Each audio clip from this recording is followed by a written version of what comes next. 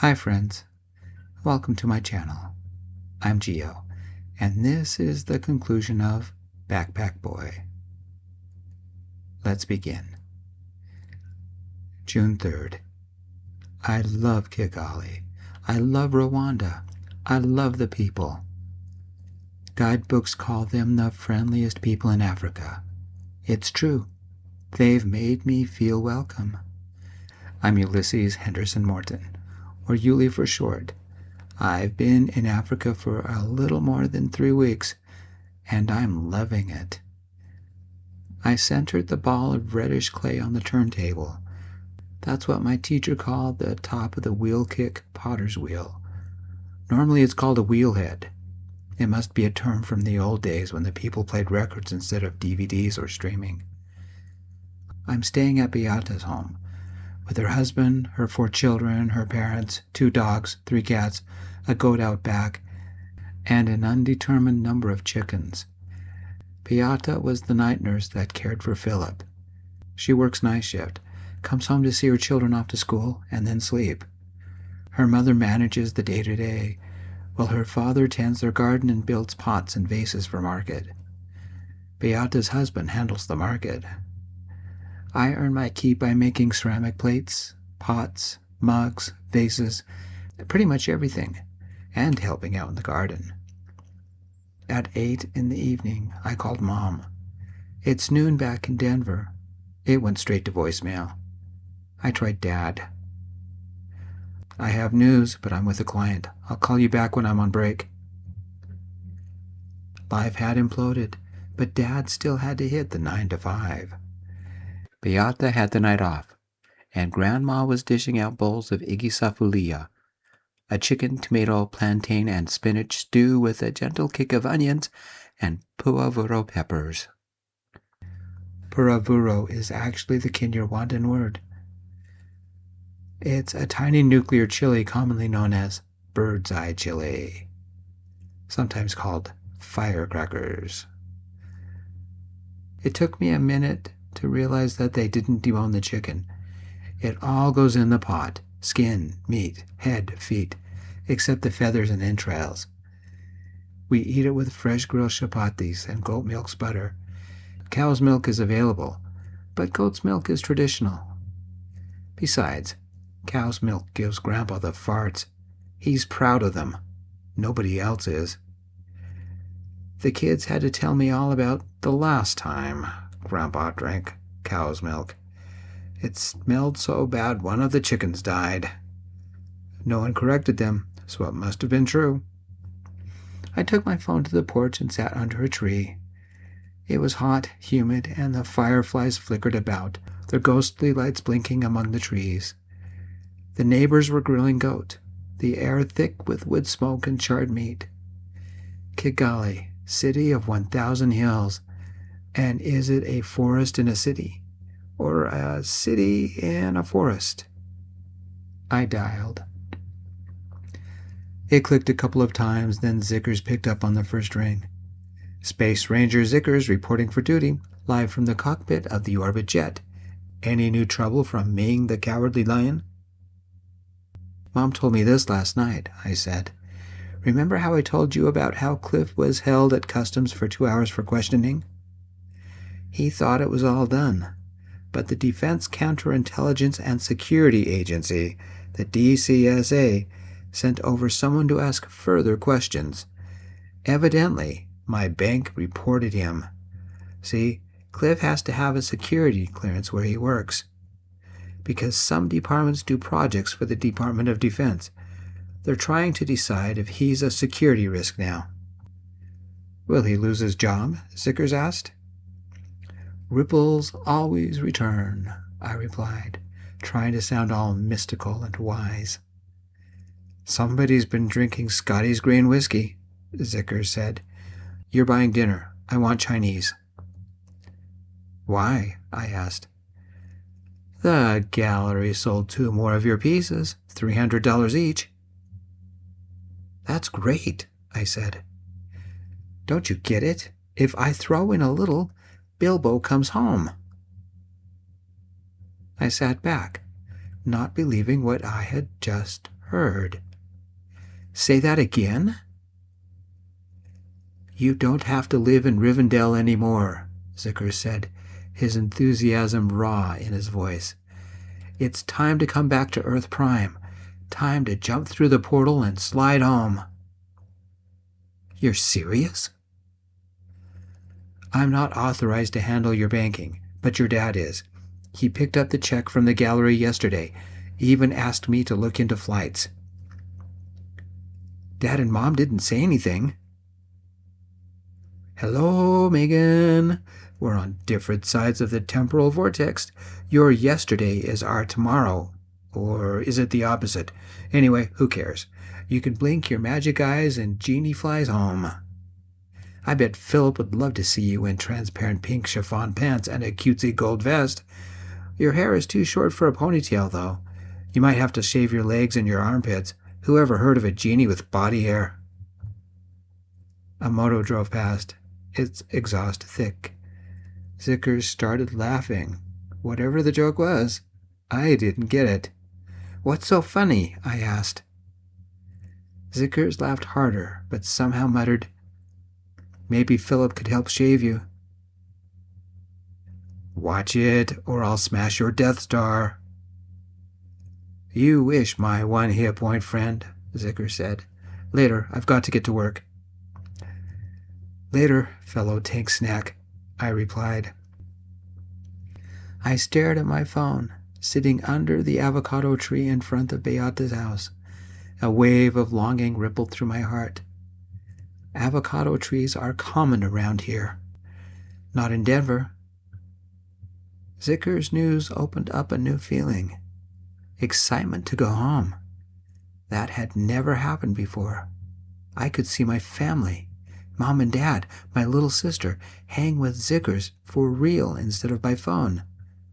Hug Philip. I stared at a firefly flitting nearby. The night I'd first met Philip, we'd had Mom's candy cane fudge. When I'd graduated high school, we'd had orange fudge. I missed the fudge. I missed feeding it to Philip. I missed laying beside him as he cuddled into my warmth. For the 2 weeks we were in the hospital, I'd been in Oz. We'd talked. I'd watched him sleep, fed him, cared for him. And we grew close. Now I was with my 12th family. I loved living with Beata and her family, but I wanted to go home to my family. Beata had treated me as one of her family, accepting me into her clan as if I'd been a cousin visiting. Her family had done the same. Grandpa had taught me more about practical ceramics than I'd learned in the university.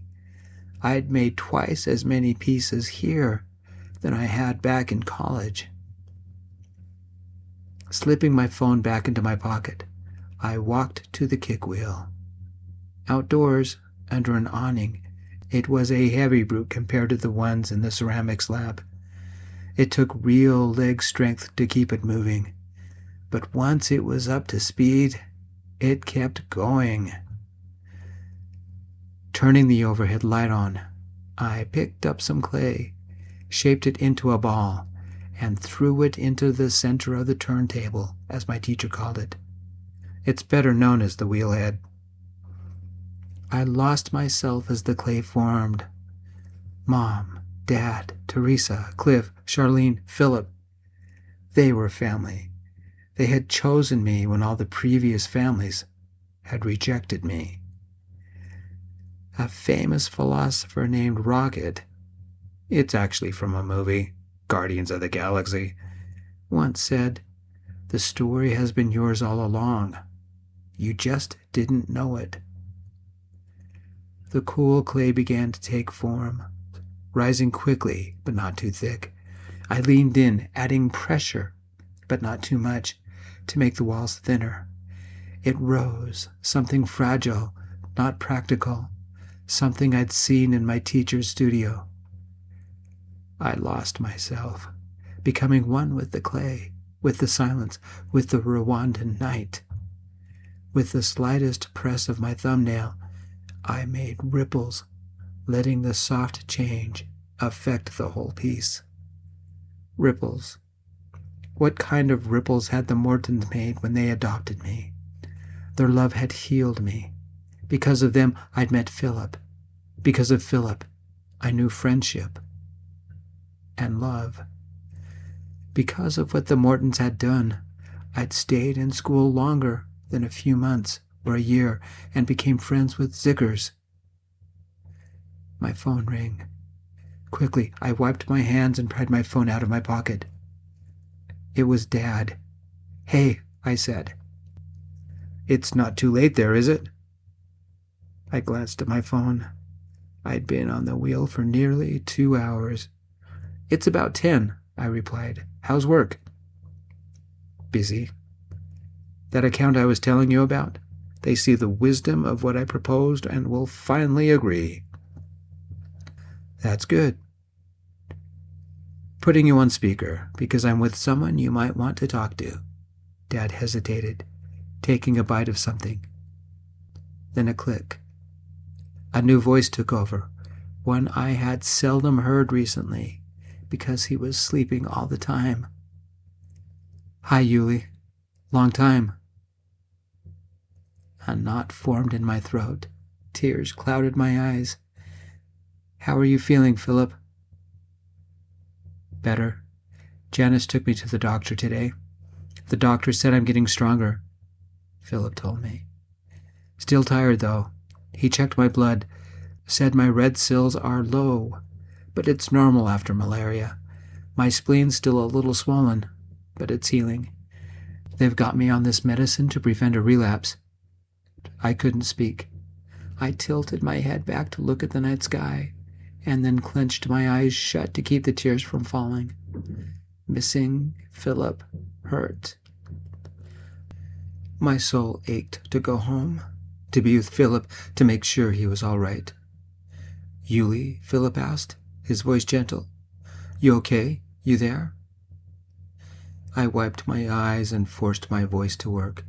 "I'm here." "You went quiet." "Must be the connection," I replied. "I am on the other side of the world." When Dad spoke, I could hear his grin through the phone. "What are you doing tomorrow night? Have any dinner plans?"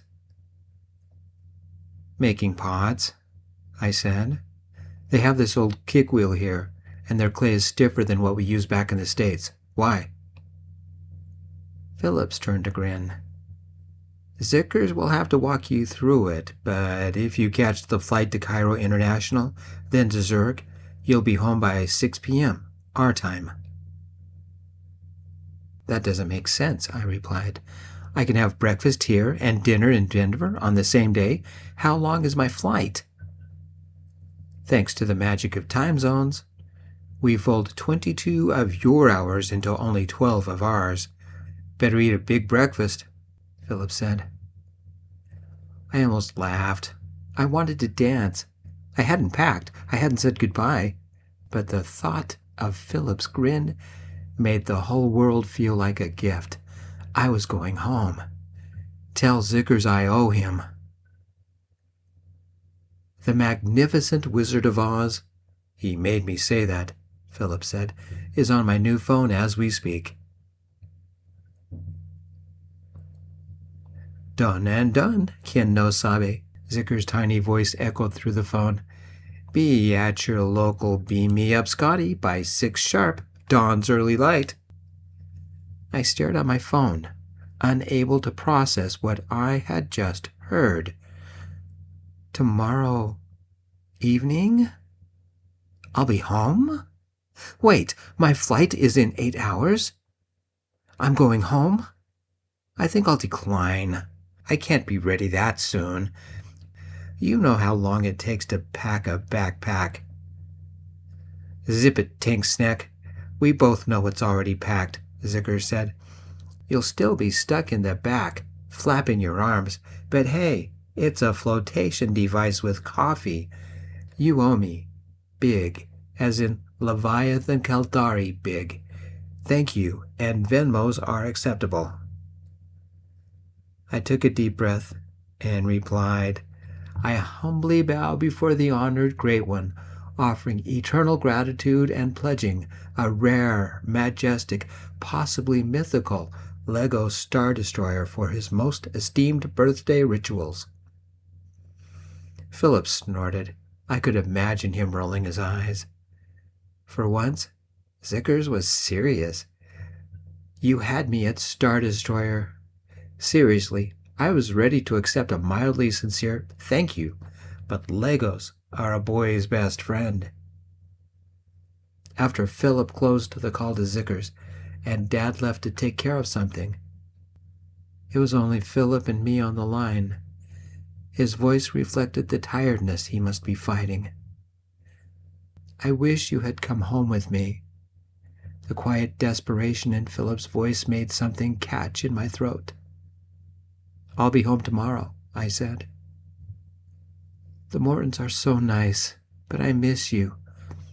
I miss our morning coffee, or that weird porridge you used to make, or dried mangoes. It was like we were on vacation together. I teared up. It's not the same without you here, he whispered. I wiped an eye before it spilled over. I know we were only pretending to be married, but I loved how you stood up for me. I've never seen anybody stand up to my dad like that, or make him back down. You did, and did it to protect me. I held the phone tight to my ear and whispered, I love you. The pause lasted heartbeat after heartbeat. Had I gone too far? I love you too, he said. Philip paused a moment to regain control. And then I said, You need to get back to bed. I need to pack. I'll see you tomorrow. After the call ended, I watched the fireflies dance about a bush under the avocado tree. It's the end of the rainy season. They usually fly about when it's hot and humid. I'd never seen them before I came to Kigali. We don't have them in Denver. The winters are cold and Colorado isn't humid. I should be packing, but it's a magic moment, a moment that etched itself into my memory. Whenever I thought of Rwanda, I'd remember the fireflies flying around the avocado tree. I knew peace. My life would change drastically in a few hours, but for now, the hum of the cicadas, the late-night grilling of a henne, and the soft glow of the little insects made this a moment of wonder, of quiet beauty. I inhaled and felt content. This was Rwanda, its spirit, its soul, its people. After a few minutes, I wandered inside. The kids, grandparents, and dogs were asleep. Beata was in the kitchen. She didn't have to go to the hospital tonight. It was her night off. Her husband sat in an old wooden chair out back drinking a Skol lager, a beer made in Rwanda. I sat next to him and spoke in French. They found a flight for me. Leaves tomorrow morning. He raised his eyebrows. Uile? What? No party? It just happened, I said. He nodded as if the secrets to life's problems could be solved with a can of beer. I figured I'd pack, I said, and take a moto to the airport, sleep there. Stay, he said, rising. He roused his parents, the kids, called Beata, and the neighbors. In 15 minutes, we had a party. It was the middle of the night. I'd be leaving in hours, and they threw a party. For me, my 12th family. I danced with everybody. We had fresh grilled pineapple and henne, and I tried my first beer. Drinking is legal in Rwanda as long as you're 18 or older. I didn't like the first sip, but it grows on you. Everyone went home by 1, until it was only Beata and me. I have a story for you, my artist American. About Mama Crocodile and the lotus? I asked. Yes and no, she said. One day Papa Lion comes to the river seeking something to eat. He sees some soft, juicy eggs. Easy pickings, easy food. But he leaves them alone and goes far away from them. Him, the king of the jungle, the king of beasts, and yet he will not approach those eggs. What is the lesson? Whose eggs are those? I asked. That is the family of Mama Crocodile. She guards her family fiercer than any other beast alive guards theirs. Yet she is a gentle mother. Her bite is so terrible that it can crush the skull of an elephant. Yet she carries her babies in her jaws with love. It is foolish even for Papa Lion to come close to her nest, because there is nothing scarier than an angry Mama Crocodile. This is about Philip? I asked. You must be his Mama Crocodile, she said. Malaria leaves him very weak, and will take him a long time to be strong again, maybe months, maybe even a year. He was bad, very bad, maybe dying kind of bad. You must be the strong one for your husband. Care for him like Mama Crocodile. Protect him if you need. Watch him closely. I will, I said. She hugged me then. Be well, my little American nurse. Someday you come and visit Beata again. She presented me with a necklace with a carved avocado pit dangling on it, carved into a little crocodile with glittery green eyes. Be safe, my friend. May the good Lord in heaven keep the Inzoka off your path. Give everyone my love, I said. It took only minutes to pack my backpack, and with a fresh packet of dried mangoes that Beata had left for me, I hailed a moto. We sped into the darkness, occasionally lit by signs and street lamps, and arrived at the airport by 2 a.m. I checked in, received my ticket, and an odd stare because I had no luggage. I called Dad to let him know I was at the airport. It would be dinner time there. Hey, husband, who's not a husband, Philip answered instead of Dad. Janice and Charlene have the spare room ready for you. Say hi, everybody. A chorus of voices all said hi. Dad, Mom, Teresa, Charlene, even a reluctant Cliff. You ready to come home? Charlene asked. I'm at the airport. You decided on a baby name yet? I asked. Bobby, Cliff added. No, Charlene said. We are not naming our daughter after a baseball player, especially a boy baseball player. Yuli, Cliff yelled. You could have washed my clothes before you packed them. The whole box stunk. You're right, I replied. I should have let the hotel throw them away. Cliff, Mom's voice had that warning tone. A grumbling silence. Then Cliff growled, Thank you, Yuli, for mailing my clothes back home. The box arrived yesterday. Better, Philip said. You're welcome, I said, keeping my tone neutral. Not annoyed. Much. Dad cleared his throat.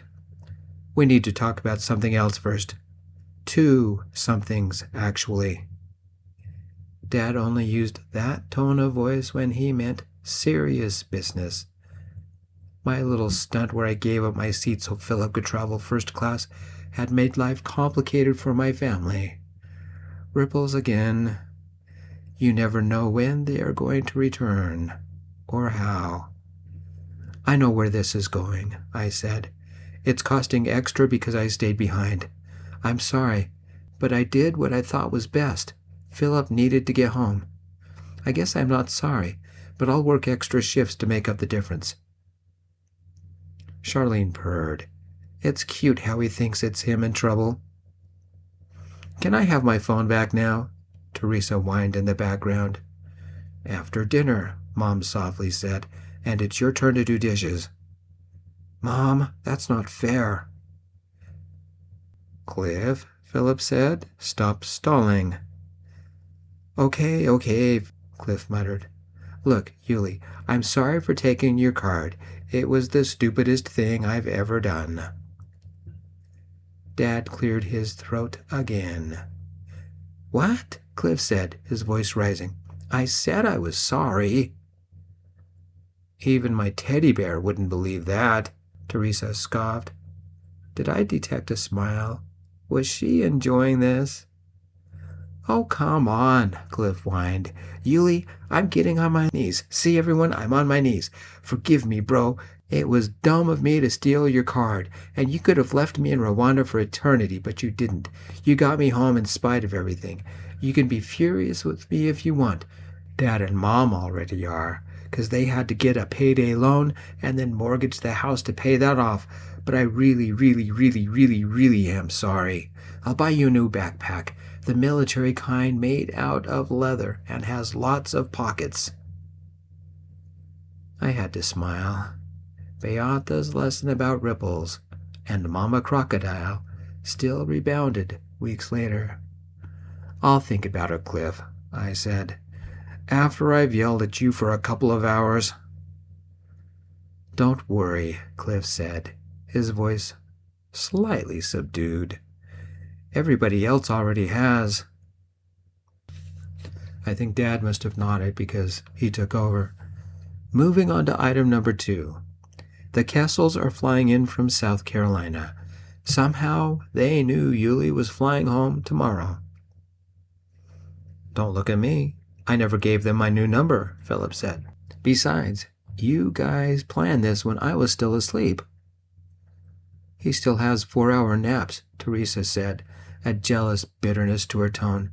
And he doesn't have to do dishes. Not fair. You're sounding like Cliff, I said. Don't worry, I won't take your card, Teresa said.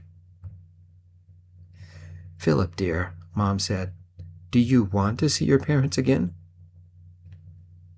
I don't know, Philip replied. It's complicated. Sometimes I wish I'd stayed in Rwanda. Forks clinked. A drink fizzed. Silence stretched. Cliff, Charlene asked, are you still in contact with the Kessels? Another pause. They just want to make things right with Philip. Is that so bad? What about what I want? Philip asked. I need some air. Yuli, hang up. I'll call you on my new phone once I'm outside. I'm only trying to help, Cliff yelled. I imagined Mom placing a hand on Cliff's shoulder because she said, It's not your place to ambush your best friend with his worst nightmares. That could be considered rude, Teresa yelled. Cliff's in trouble. You've got that right, Charlene said in the background. I imagined her giving Cliff the stare. I shuddered and smiled. It's what Cliff deserved. Good night, Yuli, Dad said. We need to have a discussion with your brother.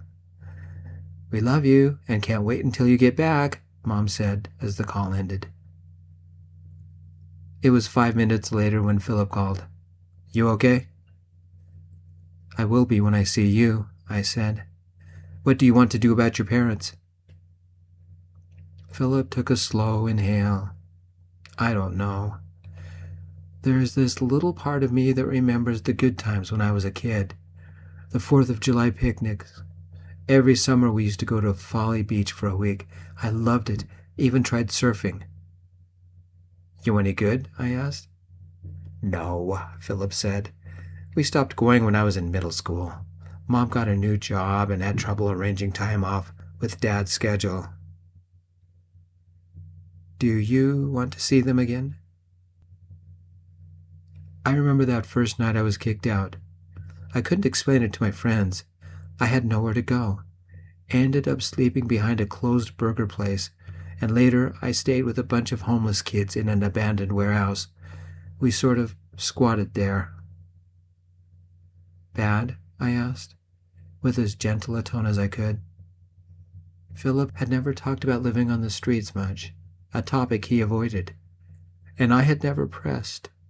Some memories are too painful. What had happened to him could have happened to me.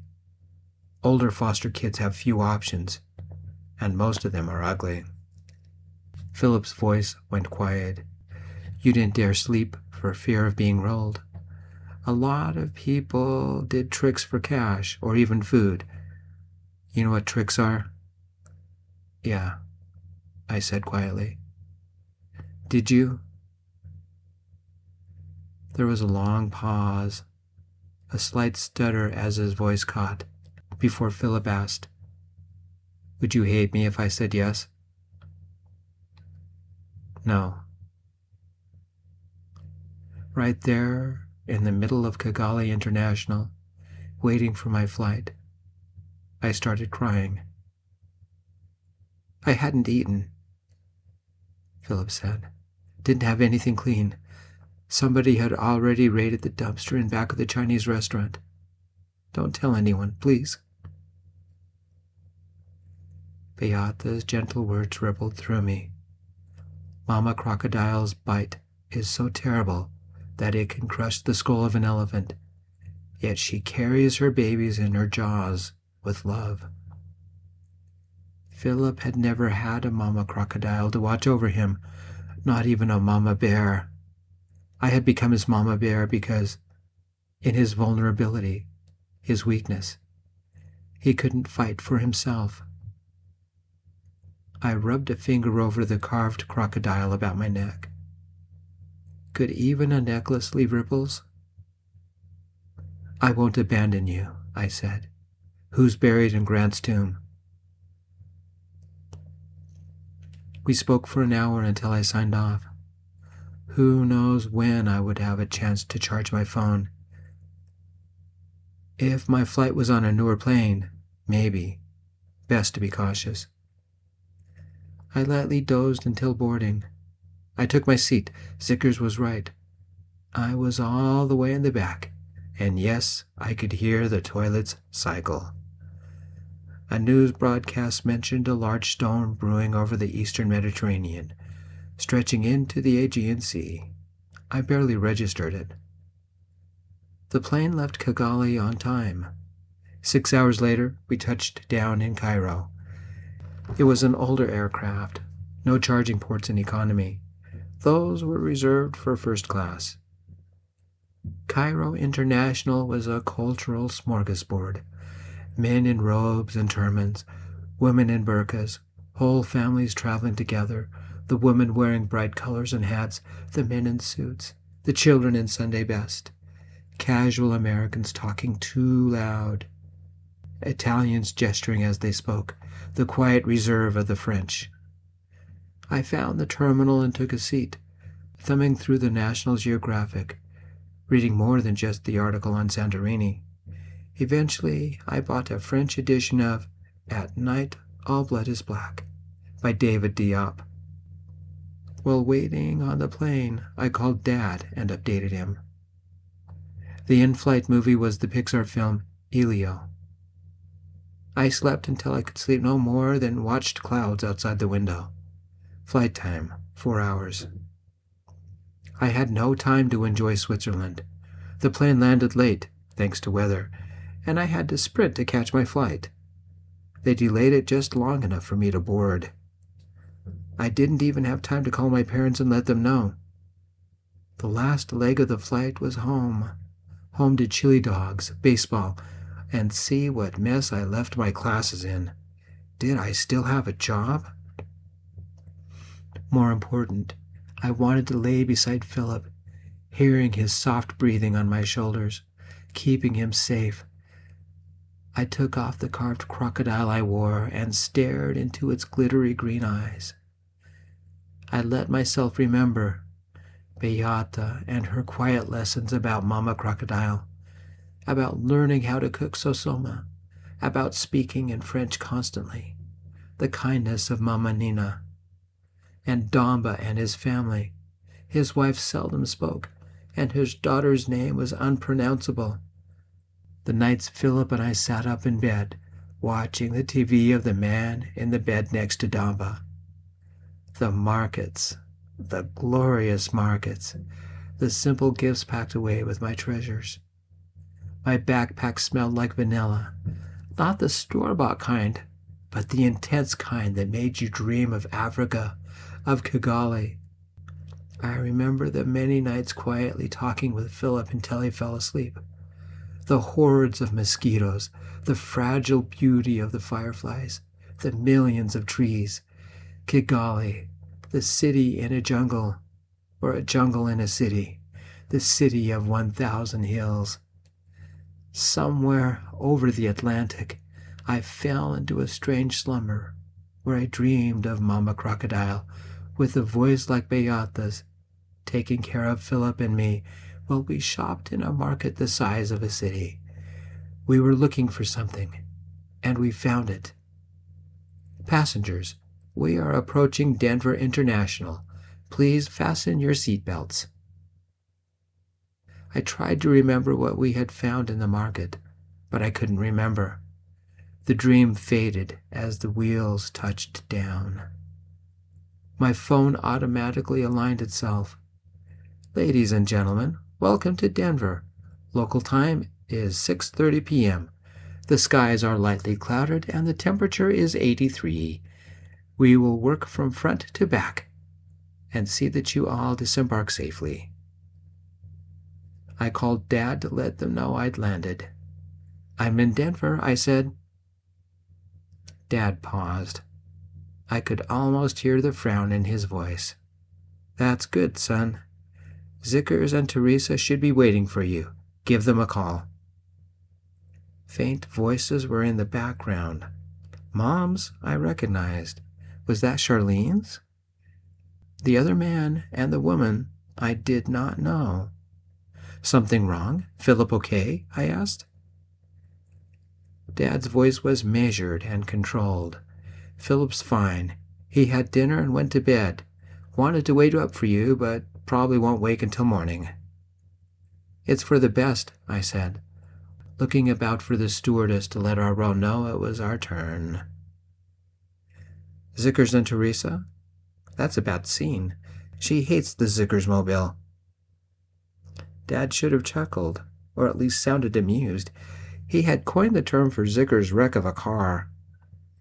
We needed Teresa out of the house, Dad said, his tone grim. We have company that won't take no for an answer. You'll understand when you get here. I stood a little taller. The Kessels? Yep, Dad replied. My inner mama crocodile snapped its jaws closed and sunk under the water, just enough so its eyes were little more than ripples. I narrowed mine. Does Philip know?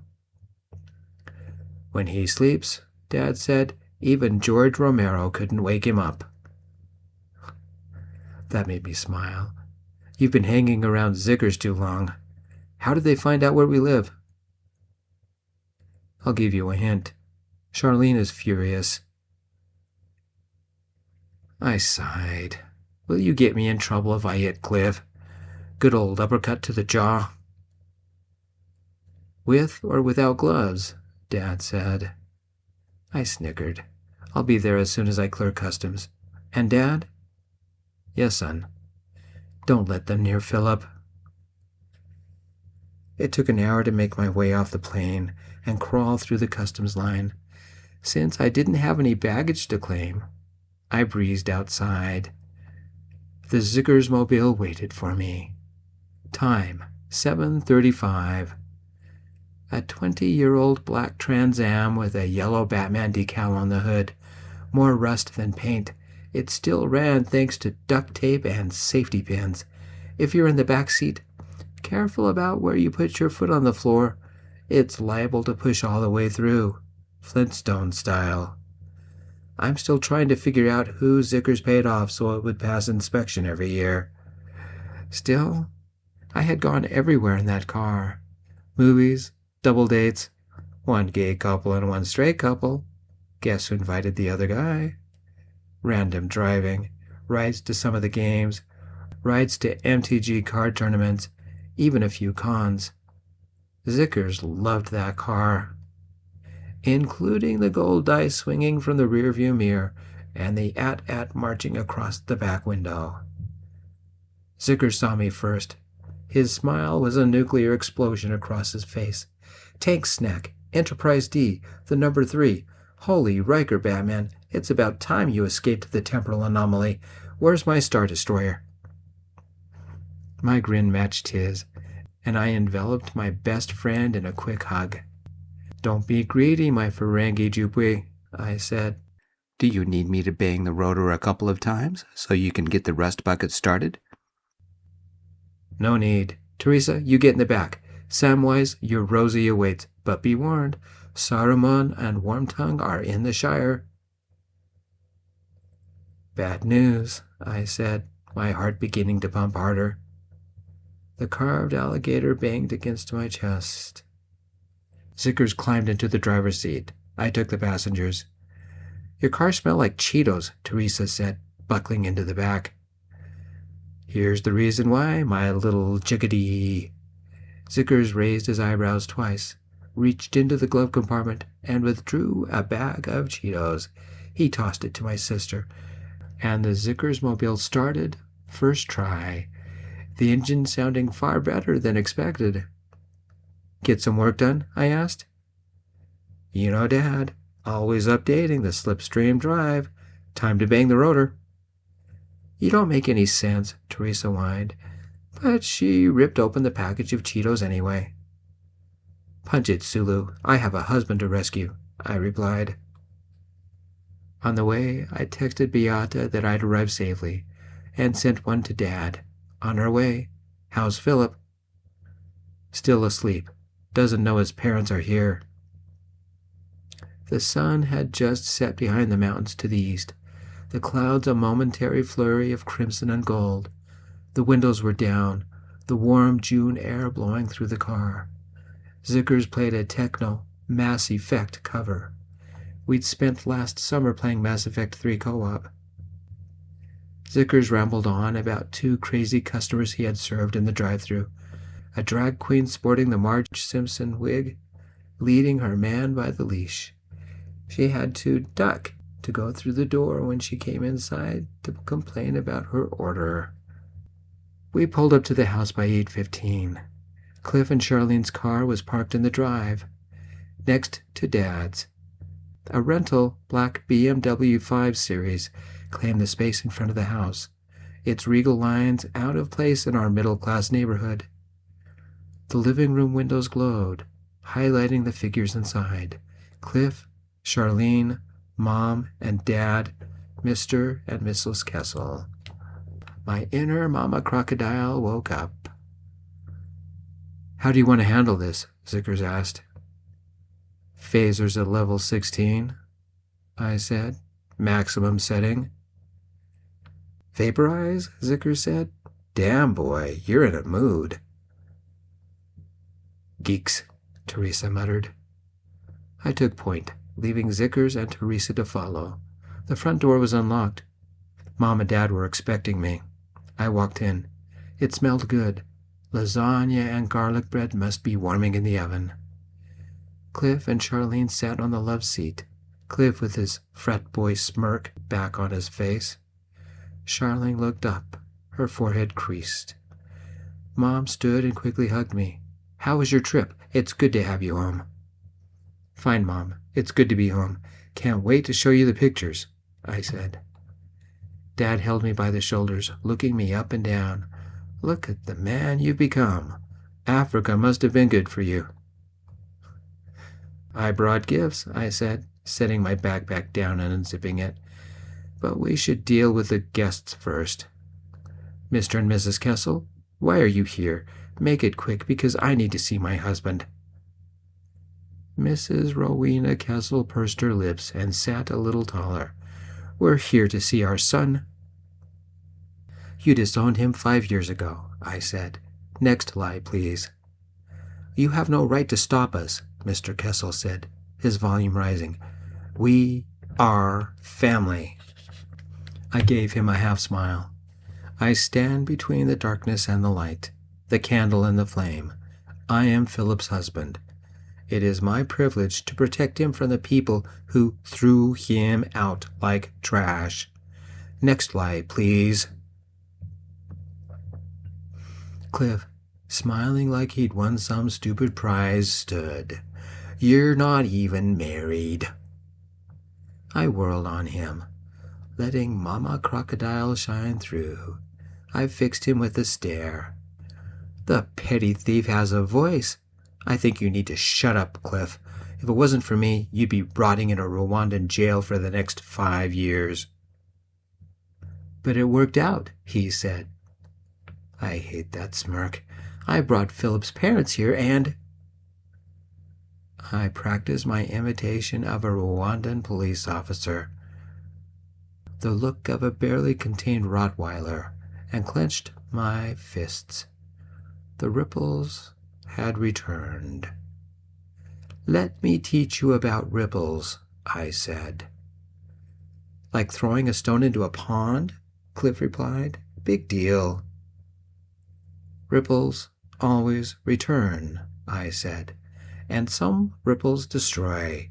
For example, the Japanese earthquake in 2011, those ripples destroyed cities and a nuclear reactor.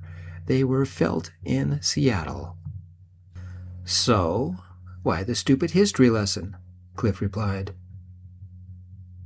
Dad gripped Mom's hand. He got it. "Actions cause ripples.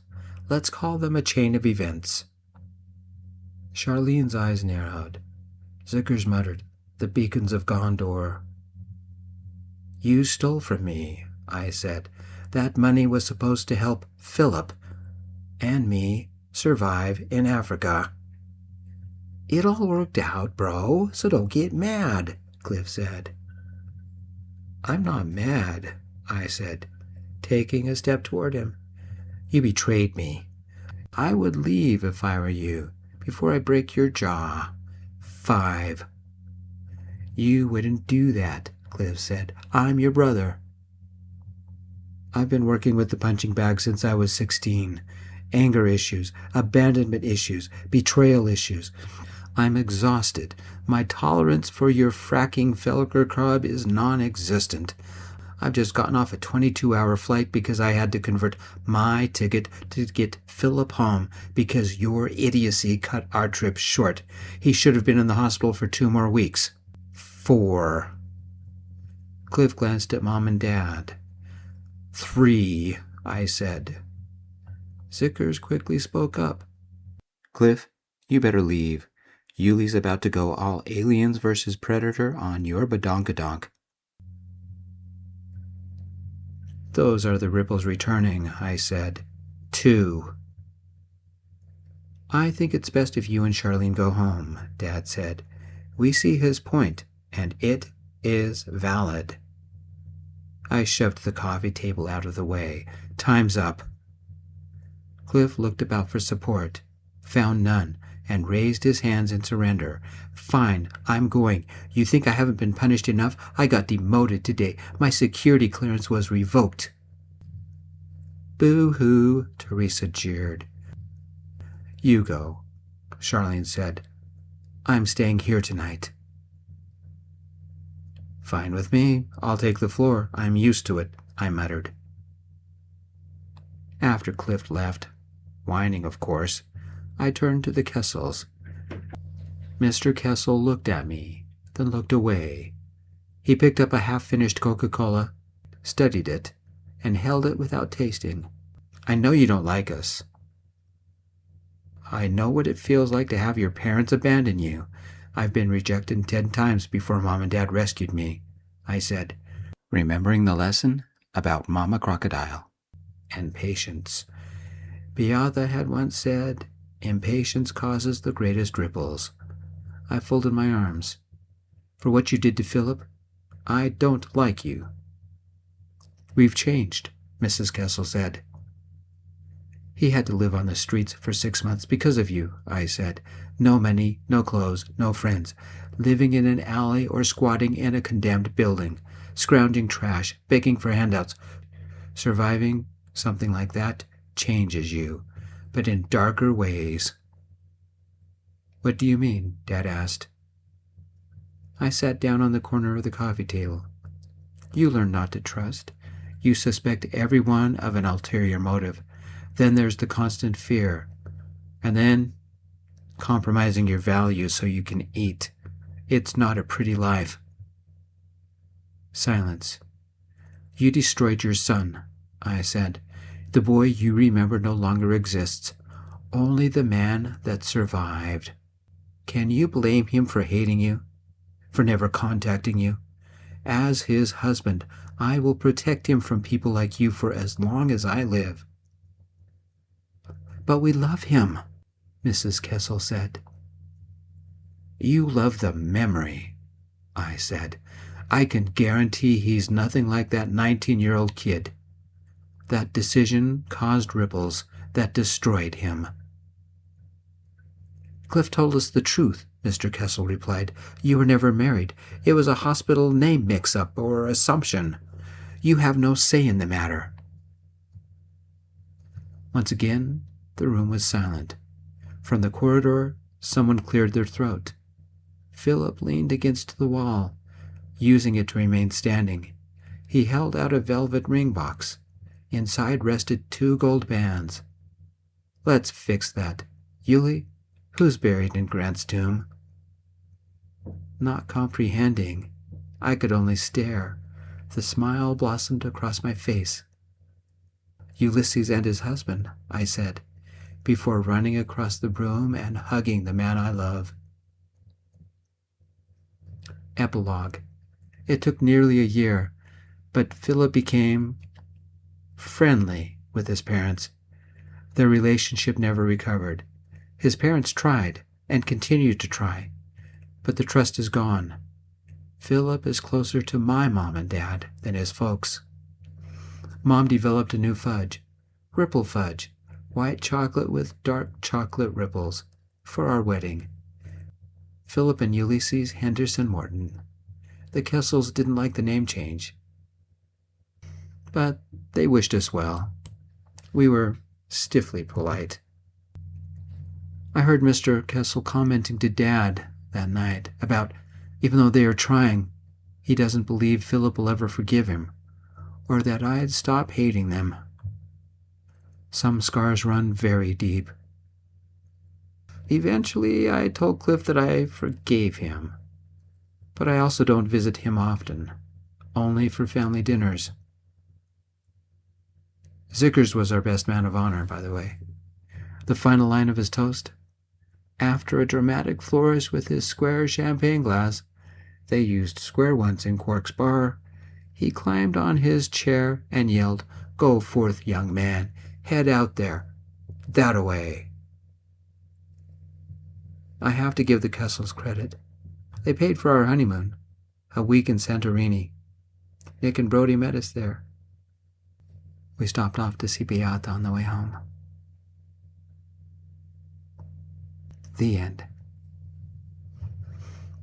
Thank you, my friends, for joining me on Yulie and Philip's journey. I appreciate it. If you would, leave a comment about a place we can visit in future stories. I'll leave you a shout out. I love you all. Peace, my friends.